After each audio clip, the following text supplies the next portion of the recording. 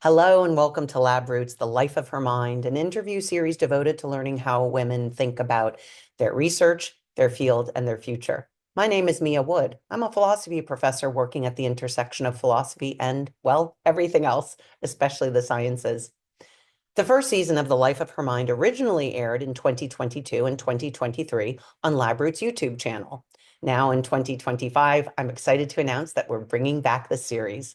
The podcast will continue to explore the lives, careers, and minds of women in science across the globe. To reintroduce the series, we're representing our original episodes with updates for our listeners. For our seventh episode in April of 2023, I had the opportunity to speak with Kinesiology Professor Shilo Nelson. While earning her master's degree from California State University at Northridge, Nelson began teaching in CSUN's Kinesiology department. In 2010, Shilo began teaching at Pierce College, just down the road from Northridge's campus. Eventually, she became the chair of the Kinesiology department. Her unique career path highlights that there's no one correct way to approach a career in STEM. So tune into the seventh episode of The Life of Her Mind to learn what and how Professor Nelson thinks. Let's find out about the life of her mind. For more information on Professor Nelson's work and links to resources, check out our show notes.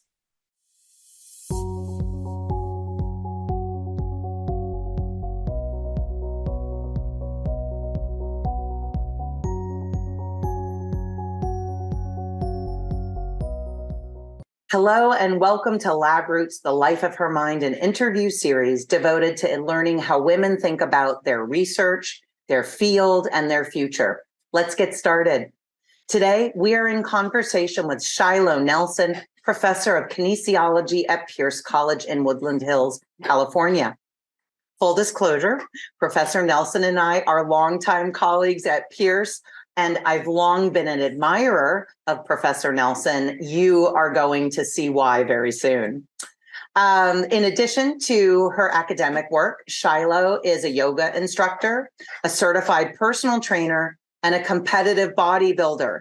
Previously, she served in the United States Air Force and was a cheerleader for the Seattle Seahawks. While earning her master's degree from California State University at Northridge, Nelson began teaching in CSUN's Kinesiology department.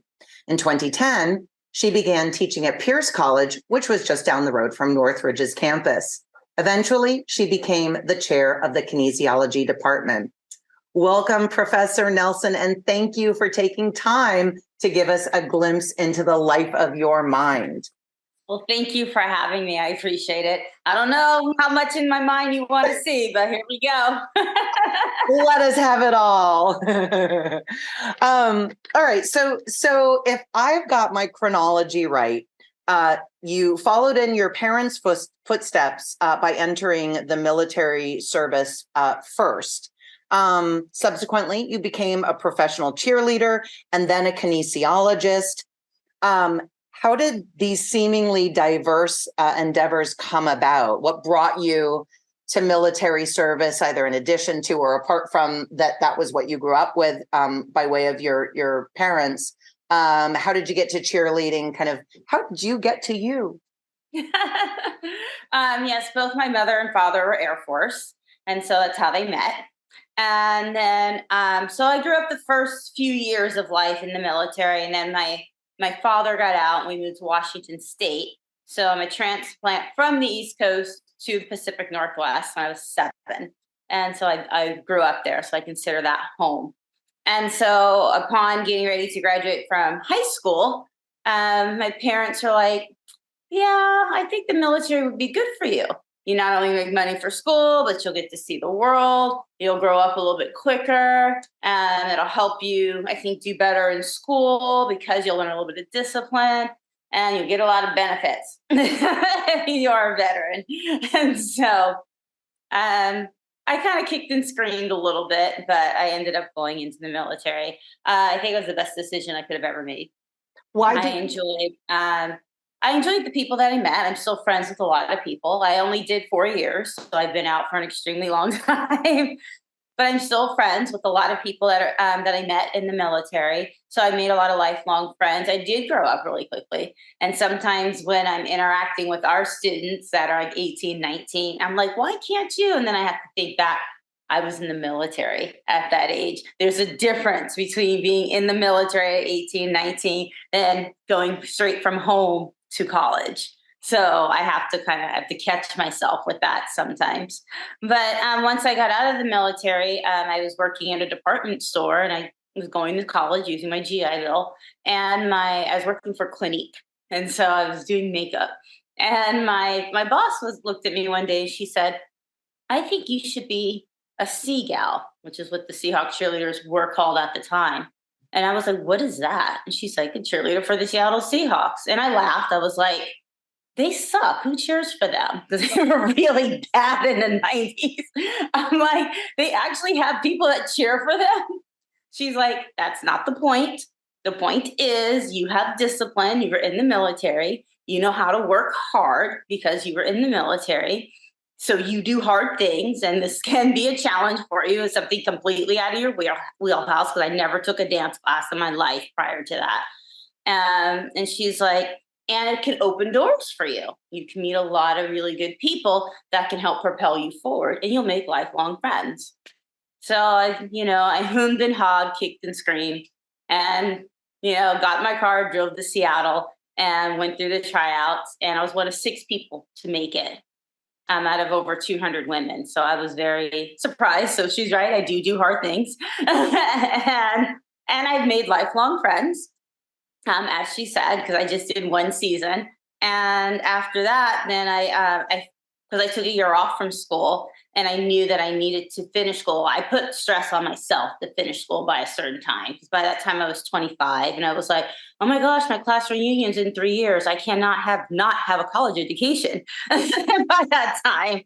And so I left Seattle, and then consequently I went to school, and I got my degree in kinesiology at Eastern Washington University, which is in Cheney, Washington, right outside of Spokane in Eastern Washington. That's where I did my undergrad.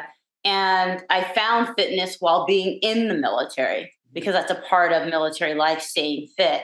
And I would go to the gym, and I had a roommate who had been a bodybuilder. And so I started working out with her, and that's how I learned to lift weights.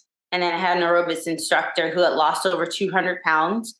And so I would take her classes, and she would carry her picture around, and she would always share her story. And I found that just fascinating. And I was like, well, what books did you read? Like, what did you do? How did you do this? And so I would go to the library. I don't think people do that anymore. I would go to the library, and I would check out the books that she had read. And I would read the books, and I would look at the credentials of the people who wrote the books. And I was like, what is this exercise science? What is this kinesiologist? What is this what are these long words I can't pronounce? Essentially. But she was always happy, and I was always happy when I left her exercise class. And so it was something that planted a seed. And then fast forward, I got into teaching aerobics, personal training. And then I'm like, well, I want to be the person that writes these books and teaches people how to do this. How do I do that? And hence getting out of the military. The first person I met when I went back home to Washington State, her name is Amy, and she had graduated from University of Idaho with a degree in exercise science. So I was like, that's what I'm looking for. And she said, yes, that's what you're looking for. She had been in the Army. And so she kind of helped me on my path. And then fast forward, here I am. So you a couple of times, both major moments in your life, the decision to go into the military, the decision to try out for the Seahawks. You mentioned kicking and screaming. What was it that why the kicking and screaming? What was happening? A change. People are afraid of change. You're comfortable. I was comfortable at home. I grew up in a good family, in a good neighborhood. I had everything I wanted. Why would I want to leave that to go and be yelled at? Why? I could have my mother do that. I know her. Why am I going to have a total stranger do that? So that was part of it. The fear of change, the fear of being away from home, fear of doing something hard. And But my parents were like, you've done hard things your whole life. And, they went through scenarios of things that I had done. And they're like, you can do this. Mhm. And it's just only going to propel you forward. And so that's what I cling to, the fact that it's going to propel me forward. And then when Margaret, my boss at the clean counter said, try out for Seahawks, I'm like, well, I've never taken a dance class. I'm not a model. I don't have tall rocket legs. I'm only 5'4". So all these things are like in my head. And she's like, you can do hard things. You're just in the military. You have the discipline and the skill set. She's like, you teach aerobics. You have some sense of rhythm. You know how to count to 8, apparently. And so, she said the worst case scenario is you don't make it, but you meet people and you put yourself out there and you tried. Mm-hmm. So you weren't afraid to fail, because it's not really failing, you're learning something. Mm-hmm. So I'm like, well, that goes back to what my parents said is only going to propel me forward. And so I just kind of relied on that. And so then that's when I went. But it was just the fear of change. And, I just gotten out of the military at that time. And I thought I was doing good. I was going to school, using my GI Bill, doing what I thought. I didn't think there was anything else. My vision was kind of narrowed. I didn't think there was anything else for me to do. And she was like, no, there's more out there. So scoot. And so. And you did.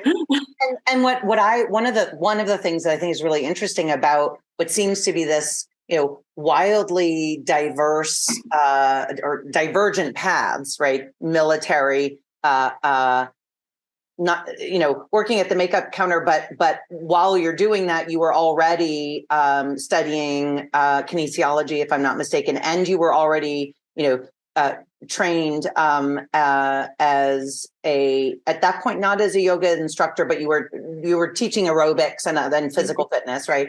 So it seems like the Seahawks would be really a divergent path from what you did in the military, but you've made this really interesting connection. Like they're both grounded in discipline.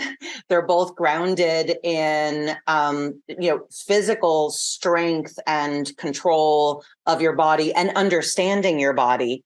So I wonder, was understanding your body, or was being comfortable with fitness, exercise, sports, whatever, was that part of your childhood? No, actually, I did not play sports growing up at all. Okay. My mom was afraid of me getting hurt, and so I did not play sports. And then once I got into high school, she was like, "Oh my God, you have nothing to put on your college application. You need to go do something." And I'm like, "Well, I had to learn how to play sports in junior high. There's no way I'm going to even make the JV team at this point."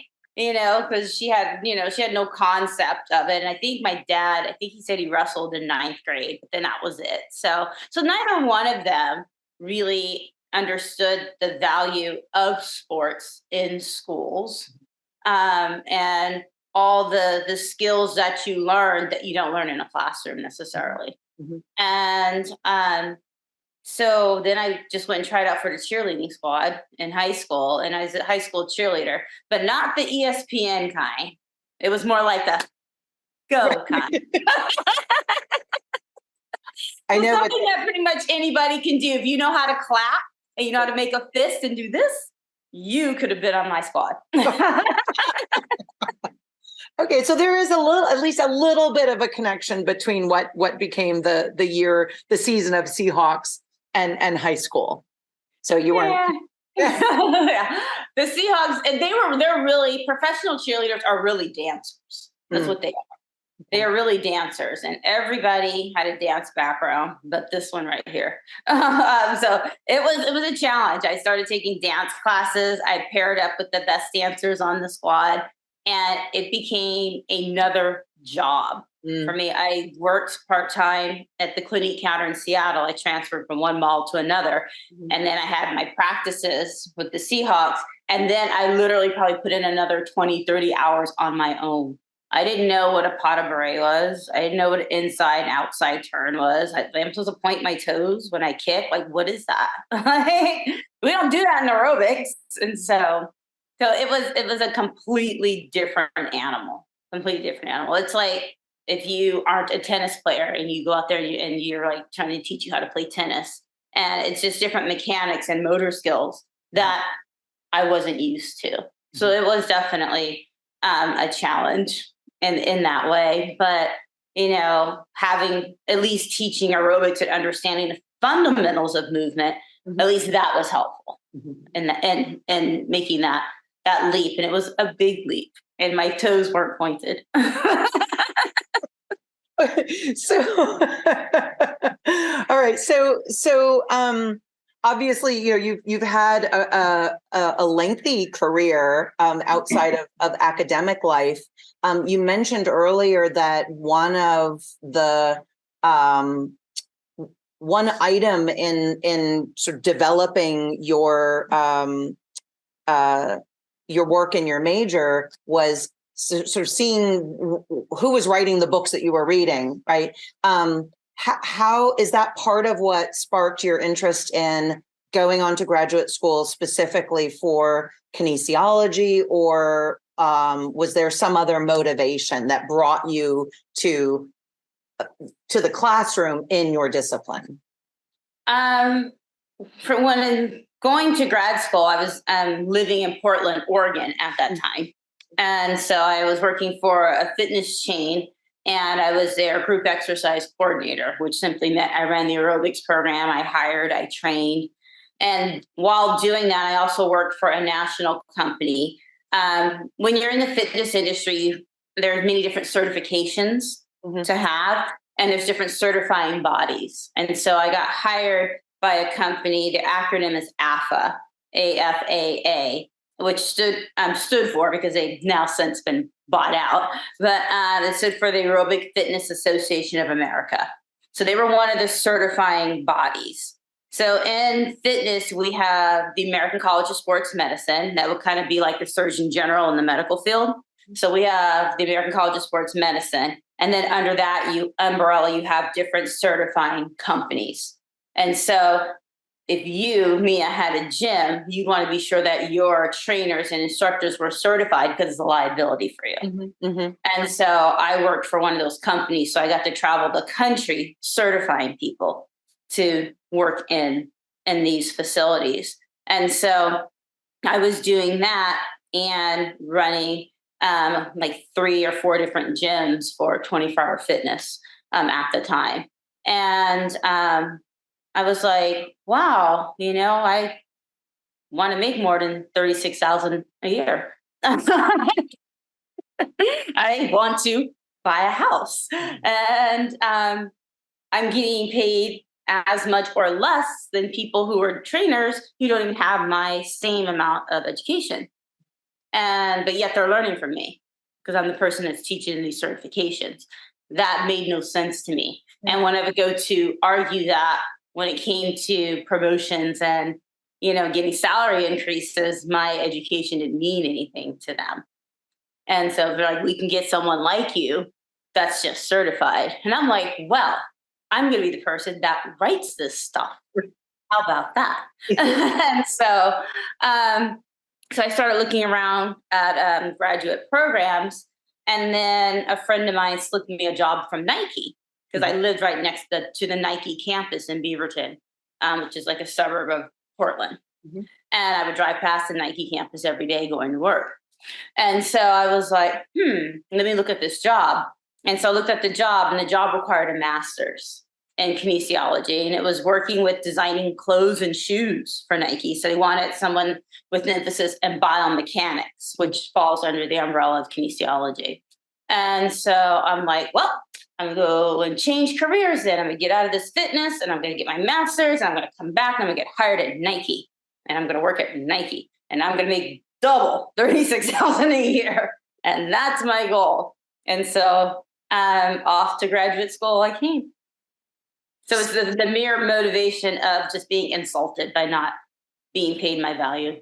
Yeah, I mean, so you're reminding me that I think I've heard before that the fitness industry is notoriously a low-paying industry for the for employees, for the experts. Do, do you have, why? Do we know why? Why is that? I think with the fitness industry, the gyms take a lot of the big cut.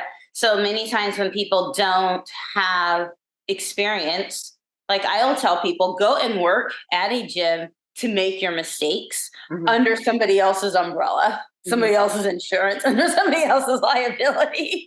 Make your mistakes there. And then also you'll have people there that you can learn from. And you'll come across a lot of different populations because many times they just feed you new members. And so you have no idea whom you're going to be working with. And so learn there and then move on and work for yourself because then you can make more money. And so that's what many people do. So they work privately. I mean, I'm in LA. I mean, these trainers are charging $100, $150 an hour. And if you're a celebrity trainer, you're getting $200 an hour. To do the same thing that the person at 24-hour fitness getting $25 an hour. Right. But now you're not sharing with the big box clubs. You're actually taking that money in for yourself and doing whatever you're doing with it. So I think that's where it is, because many of these gyms know that once you become really good, you're not going to stay there. You're going to leave. And many times you take those people, your clients, with you, even though you're not supposed to. Many times they come with you anyway. And that's kind of how it goes. So they know they can get another one just like you. So it's sort of a cultural and historical situation. Okay. And then I mean, when you go into the high-end clubs, it's a little bit better, but it's still not the same as if you worked for yourself. Like I found that out when I after graduate school, I worked for myself as a trainer, and it made a lot more. And the other striking feature of that period, the other striking feature of that problem is you mentioned that you had this education and certifications more so than, let's say, somebody else working alongside you, but that didn't give you any greater compensation. So So curiously enough, in so many, in a number of areas in academic life, people make less than they do in corporate life, right? So they'll leave academic. It's almost like leaving the service to make more money. But in the case of fitness and exercise science, it's the other way around. So, and then you mentioned again, I'm going to write the books and the manuals and the curricula for these certifications. What intrigued you about that process? Like, why do you think that piqued your interest repeatedly? Because I like to learn. I always laugh that if I could go to school for someone and just let the information transfer to them, I would. I'd be a career student. I was just actually having that conversation with somebody last night. So I like to go to school. I like to learn. I'm just, I don't want to say I'm a nerd because that has like a negative connotation, but I mean it in a loving way. And so I just like knowledge. I love the human body. I think it's fascinating. You can make the body do anything, like literally anything, with the right kind of training and nutrition and rest. You can make the body do just really magnificent things. And so I like to read about that.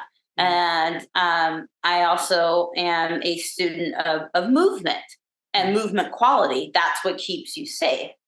And you see a lot of, I like to watch people walk. I'm like one of those strange people. and I like to watch how people sit. And, they're like this, or, they're like this, or they're like this, I like to look at body language. And then you should start to look at mechanics a lot of times. And then it becomes like a little bit of a puzzle. Like, I think that they have shortness on this side, they have tightness over here, they have weak this, and this is why they're having these kinds of shifts. And I like to understand and study that because that's really important to know when you're working with somebody one-on-one. And so having been like the aerobics coordinator and training people and working for AFA and training people in fitness and movement, I was always very meticulous about how you approach movement and how you taught movement to people, because that's really important to keep people safe. When people are safe, then they continue, and then they see results. And as they see more positive results, then they continue, and it just goes on. Then they become happy, then they become self-sufficient, and then so there's just nothing but everything that's positive. So being somebody who can help, like, be an educator in that field, because that's the basics of exercise, is movement and motor patterns. That to me was very interesting. I really felt like I was very good at really kind of educating and teaching and parlaying that information to people to be successful when I work with my clients and when I teach classes. And I like seeing a light bulb go off. And so I'm like, well, you got to write the material and write it really well in order to actually teach that material, in order for people to take it and move on. So I always felt like it was a responsibility, since I have the book knowledge, to be the person to kind of help facilitate that. If I answered your question.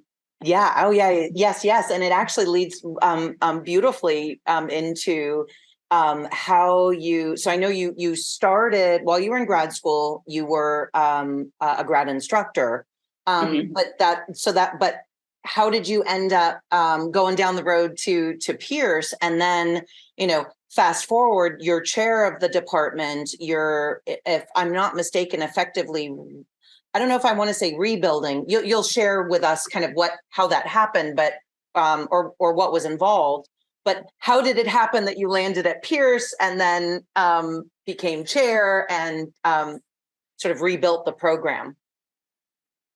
Okay, so let me give you the polite version of how I became chair. Because this is going out there in the ether. So, but no, I was a grad assistant at CSUN, and I was also a grad assistant when I was an undergrad too, which is very interesting, because what I had found out, because when you study kinesiology, you don't learn to be a personal trainer or an aerobics instructor. Like, you don't take classes in that. You go out and you learn that on your own. Mm-hmm. And so it's not a part of the curriculum. And part of the curriculum is your chemistry, your math, your physics, your kinesiology, your biomechanics, your physiology, your anatomy, blah, blah, blah, blah. That's the core meat of it. And then some movement type activity classes, and then pedagogy. Mm-hmm. And so that's the meat and potatoes of the degree. Mm-hmm. And so if you want to go into fitness, you have to go and get that information on your own. Mm-hmm. And usually people come to this field because they were athletes, with the exception of moi. They were athletes. And so they want to go back and coach and do these things. And so they go out, they get a degree in kinesiology, and then they go out and get these additional trainings. And so what I found is that none of my professors were proficient or had the knowledge of how to teach movement classes. Yeah. So I was like, what do you mean you don't know how to teach aerobics? What do you mean you don't know how to personal train? Well, they knew their subject. They knew the physiology. I took a lot of cardiac rehab classes at Eastern. So, she could teach me how to read an EKG, but she could not teach me how to make my legs stronger, and so she might have understood the fundamentals of it, but putting it into action was completely different. Mm-hmm. And so that was how I got my jobs, because I was actually doing that first before coming to the university. I was already in the field. And so they were like, oh, you have this skill. So when I was an undergrad, they're like, yeah, you're grading them and you're giving them grades, but don't tell them that you are a peer of them. And I was like, okay. And so here I am grading my peers. But because the professors didn't know how to teach these classes, I ended up with it. That's how I got my graduate teaching or graduate assistantship at CSUN. Same thing. They're like, oh, you're already an aerobics instructor and personal trainer. Oh, you're already certified. All right. So I didn't get the exercise science labs or the biomechanic labs that grad assistants got. I got all the activity classes, because that's what they needed. You needed somebody who was actually doing those things. Is it like, that ended up getting me the job. I first started in the district at Mission College, actually. Yeah, I did too. Because I got a phone call from this lady. I later got to know her as Cindy Cooper, but at the time, I just got this person on the phone that was just like, "Are you Shilo?" I'm all, "Yeah, you called me," and she said, "Yeah, I got your name from so and so and so and so. Do you have your master's?" I was like, "Yeah, I just graduated." And she's like, "Okay, you are a trained aerobics instructor." I'm like, "Yeah, I'm certified in such and such, such and such, and I work for them." "Great.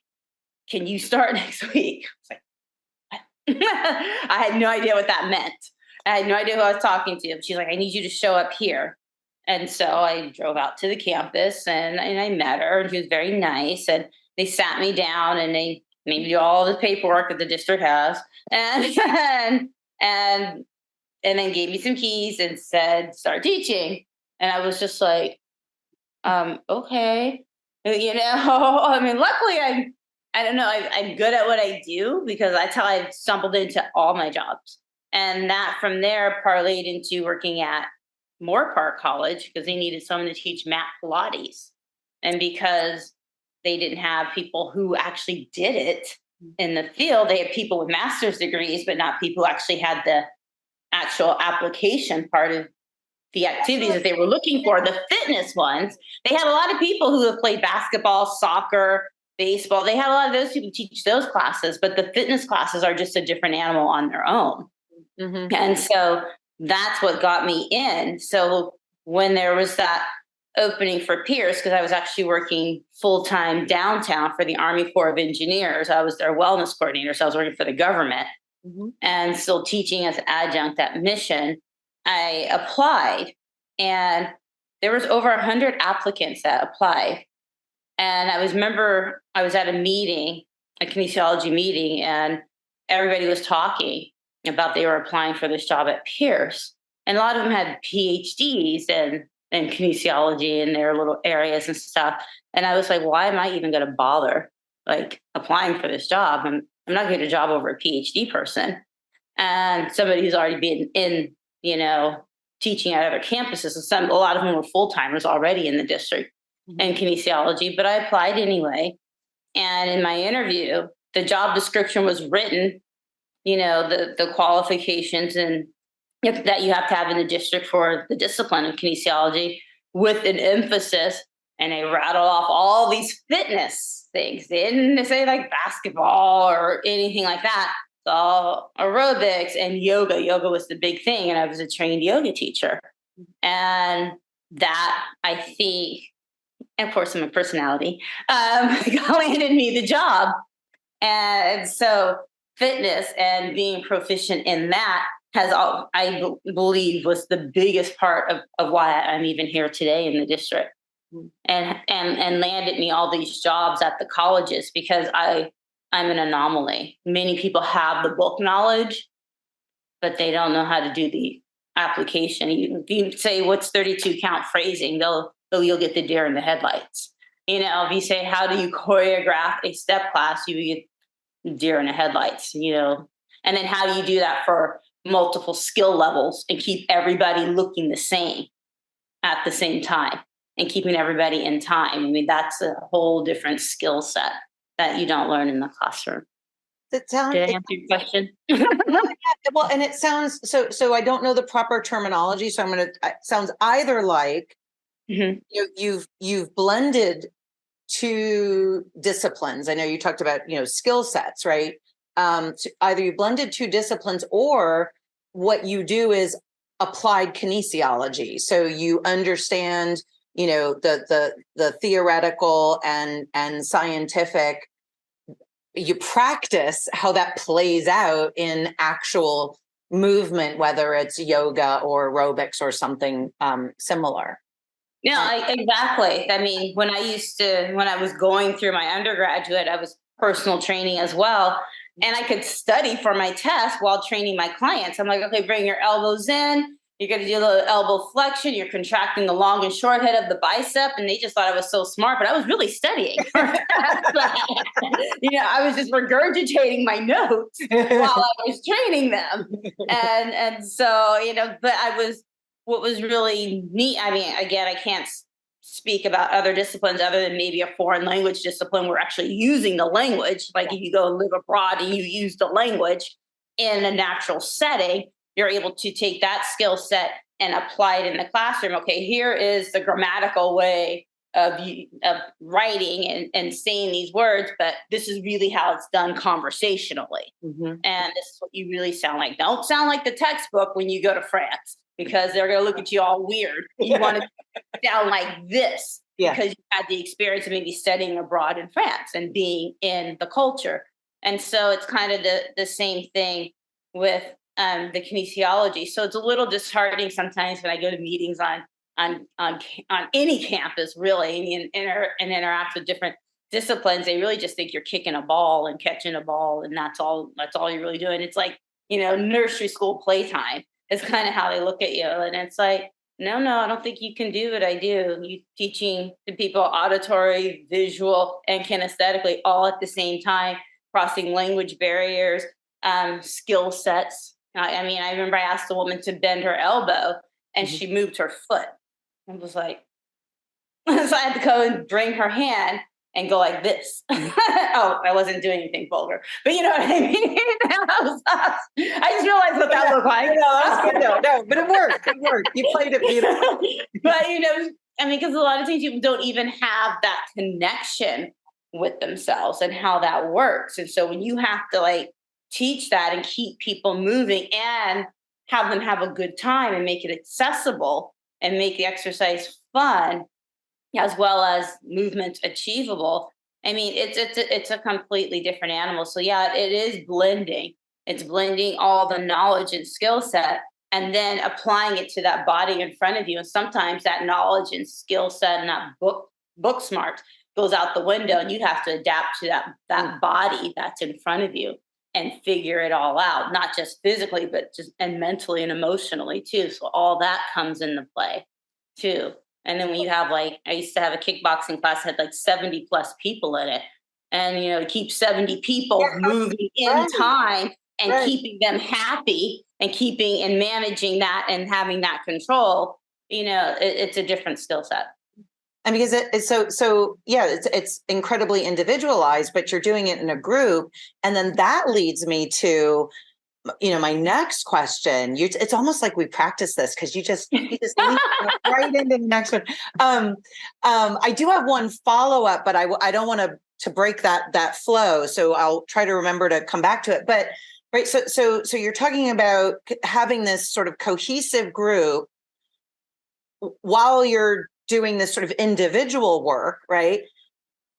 And then March 2020 hits, right? And we all, go where we are right now, which is, in the Zoom meeting. And,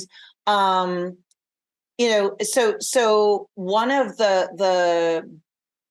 when I was thinking about, my own discipline in relation to a discipline that requires a lot of complicated movements and learning how to hold positions and just, whether it's yoga or anything else. I was thinking, oh my gosh, how are, people in dance or kinesiology, how are they doing this? So how did you make the transition and apparently do it so seamlessly? Because I came across a video where, it was like May of 2020 or earlier. And you were like, come on, we're doing this. Everything's, we're going to do this together. It's going to be great. And I wasn't surprised because it was you. But at the same time, I'm thinking, there were so many people who had such a hard time to transitioning. How did you think about and then execute making your classes, your kinesiology classes, work in this online environment? I think it helped me make it better. Actually, I used still a lot of my work that was on Zoom or online, I should say. even now that I'm back to my face-to-face classes. So when it initially happened, it was like, and okay, I gotta film myself, but I can't get myself to all these different angles. I don't have a husband, and neither one of my dogs know how to hold a phone. And so, and the cat's no good either. And so I'm like, who's going to get me all these different angles?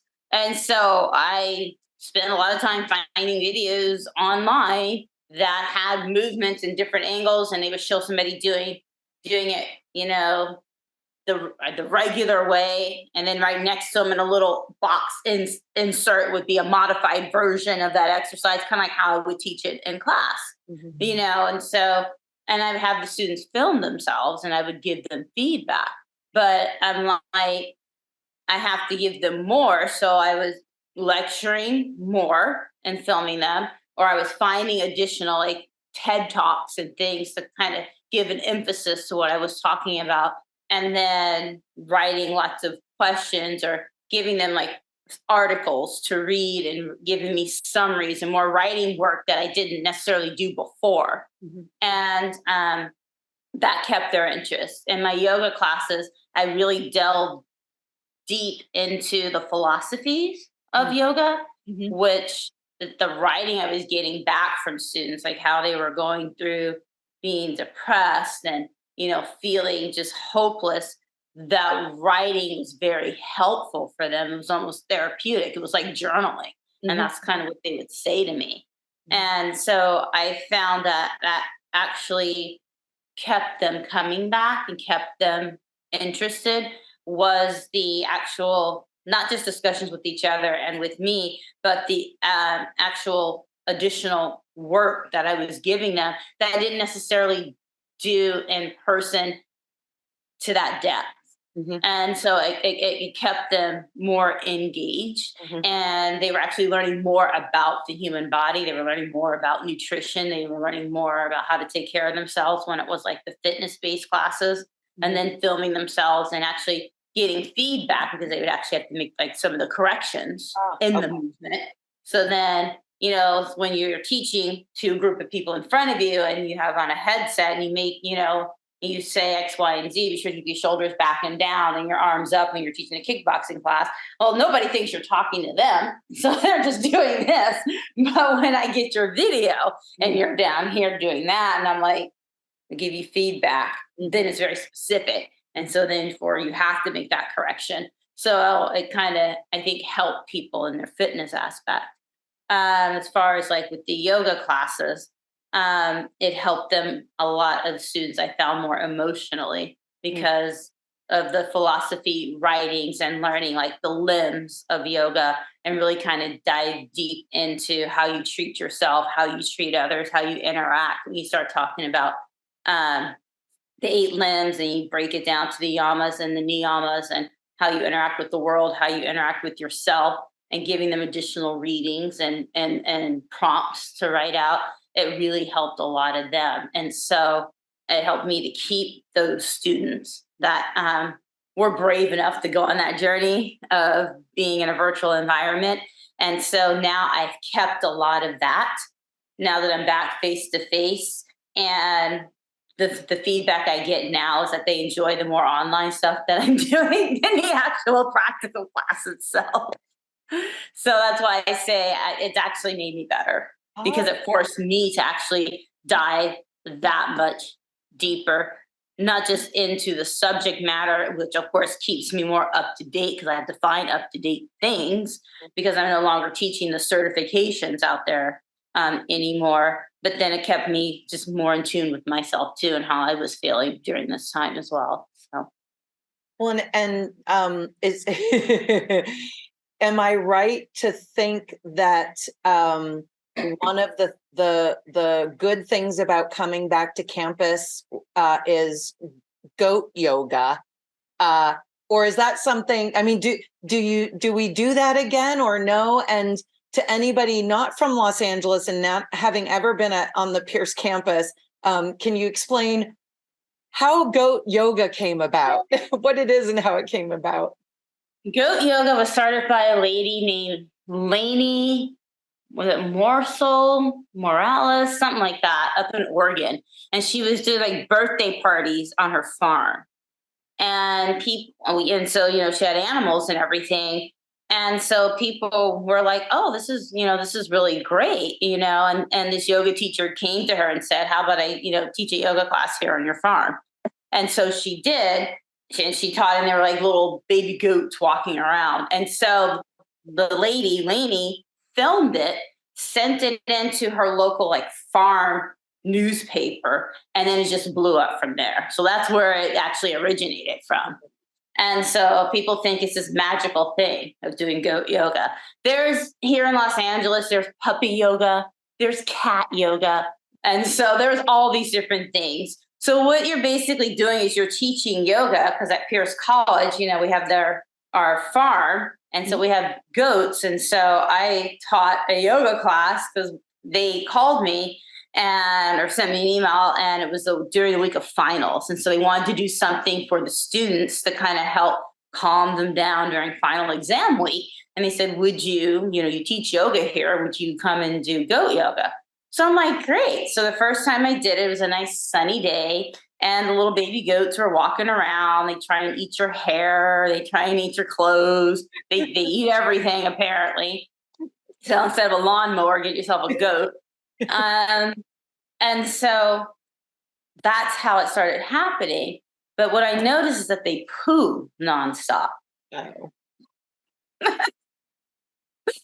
Luckily, I didn't get any poo on my mat and step into it. But then I was kind of like, nobody talked about the sanitariness of this.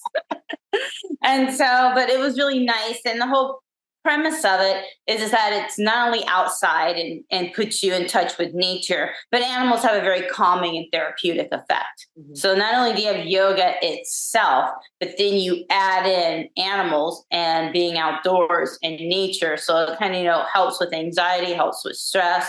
You're kind of boosting your immune system because you're decreasing cortisol because you're decreasing stress, and you're bringing in those happy endorphins. Who doesn't like cute baby animals? I mean, unless you're just a crazy, weird person, right. Who doesn't like baby animals? And so it has that effect to it that makes people gravitate towards it. But they do poo a lot. So, go ahead and try it, but don't wear your best shoes. Don't wear your good shoes. Don't wear your church shoes.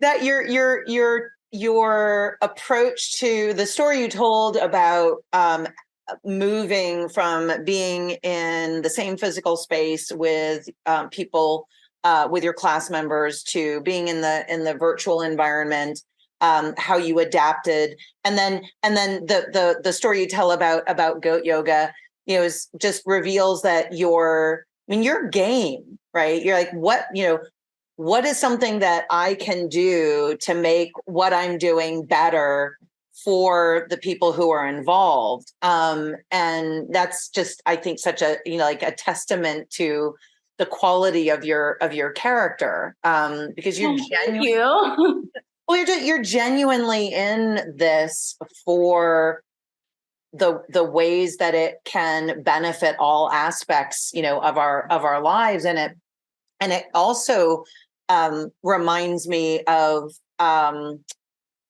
this other question that I wanted to ask you about, kind of who is kinesiology for? Like, what I'm hearing from you is that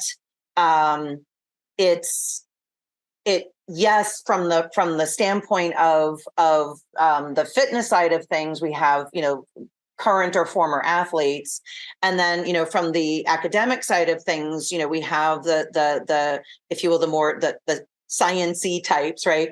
But that kinesiology is really a great way to blend both the theoretical, scientific, and the practical. And so it seems like it's for anybody. For example, someone I was working with is thinking about becoming a chiropractor, and I said, "Oh, well, have you taken any of Professor Nelson's kinesiology classes?" I don't know about kinesiology, but my suspicion is that yes, you're going to learn everything from anatomy to motion, and right, it's root of the word, right?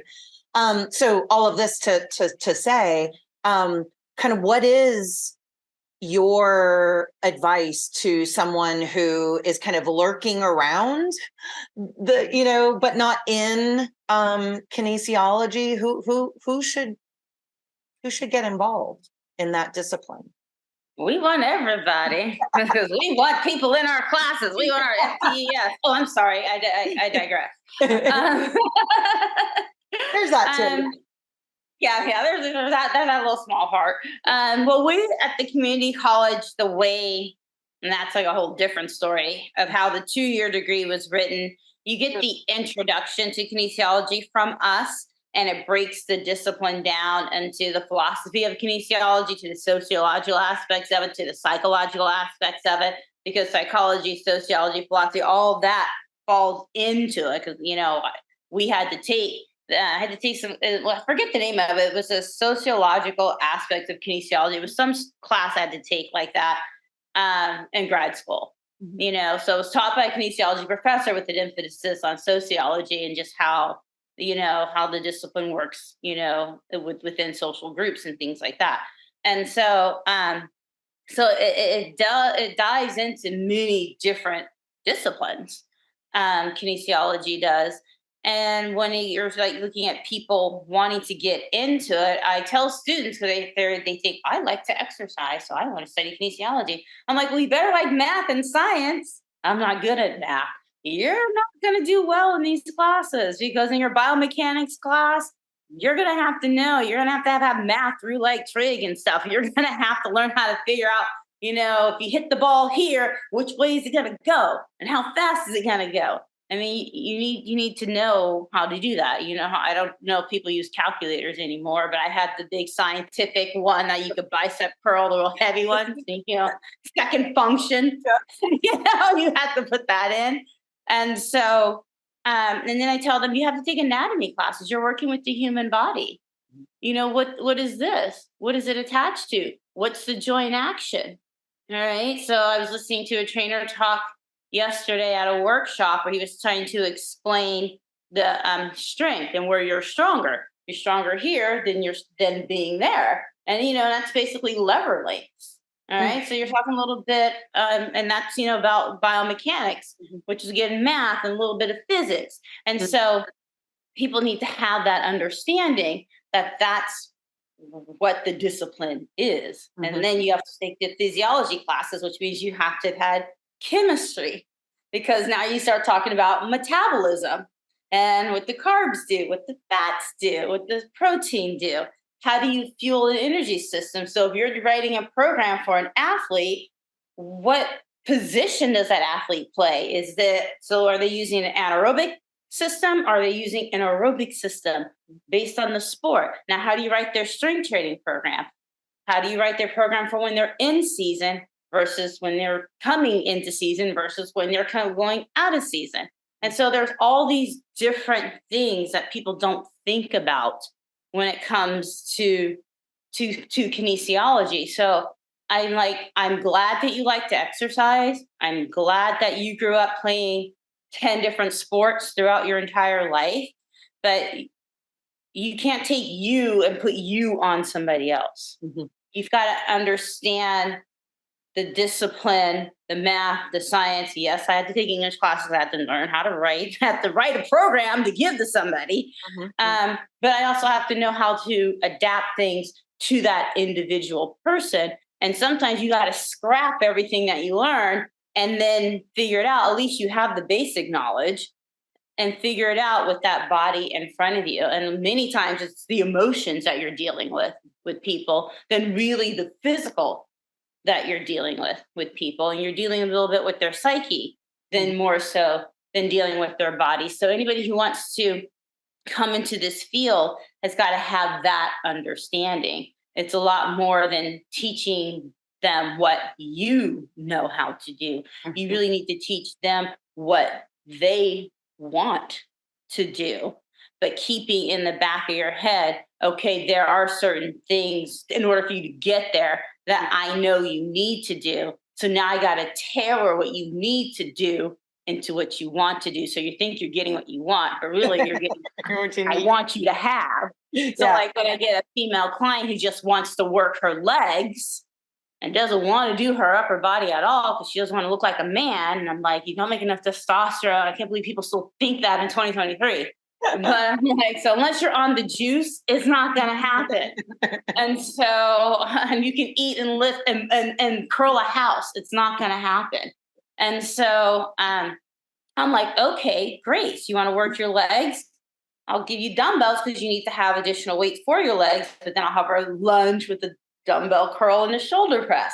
Like I'll sneak that in I was there. about to say, you're sneaky. Yeah. I'll have her do step ups and a trunk rotation with a medicine ball. So I'm getting that upper body or an overhead shoulder press. So I'm getting the upper body in there, but her focus is, oh, I'm doing my legs. So I'm giving her what she wants, but I'm also giving her what she needs. But I have to know how to do that and put that in there without it being so obvious or it's about my agenda, going in there. And people need to really have that understanding. It's not really the physical so much as it is dealing with an actual human being.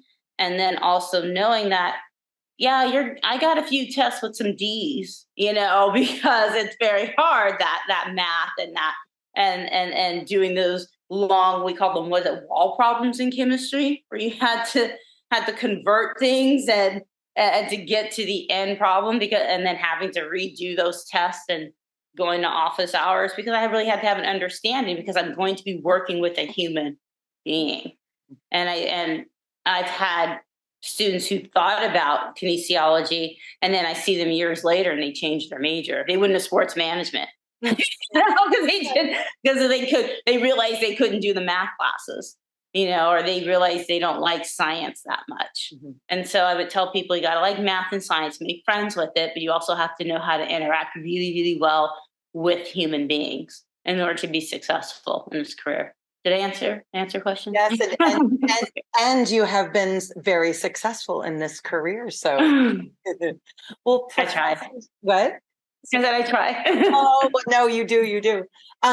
Professor Shilo Nelson, thank you so much for taking time out of your busy schedule. I don't know how you find time to do everything you do, but taking time from your schedule to share a little bit of the life of your mind with us. I appreciate you and thank you for all that you do. And I hope that we'll be able to chat again soon, and maybe we'll do some, tell us a little bit about how bodybuilding has fit into all of this. Oh, yeah, that too. The roommate in the military, that was the bodybuilder. That's kind of where it started. Well, thank you so very much. I appreciate you. And I hope that I get to see you sometime soon. Okay, sounds awesome. Thank you for having me. I appreciate you asking me. Thank you.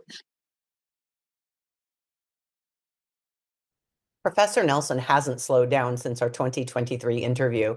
She remains the chair of the Kinesiology and Health Education Department at Los Angeles Pierce College and continues living out her commitment to health education and advocacy by, among other things, practicing yoga and meditation.